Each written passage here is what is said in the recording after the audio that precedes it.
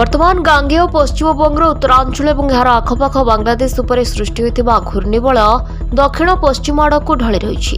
यार प्रभाव में राज्य में वर्षा लगी रही। शुक्रवार सकाळ सुधा केन्दुझर जिला हाटडीठारे सर्वाधिक 120.2 मिलीमीटर वर्षा रेकर्ड कर बालेश्वर जिला बाहांगाठारे 85 मिलीमीटर, भोगराई 58 मिलीमीटर, औपदाठारे 52 मिलीमीटर, केन्दुझर जिला घसीपुरा 51.3 मिलीमीटर, आनंदपुर में 51 मिलीमीटर वर्षा होईछि।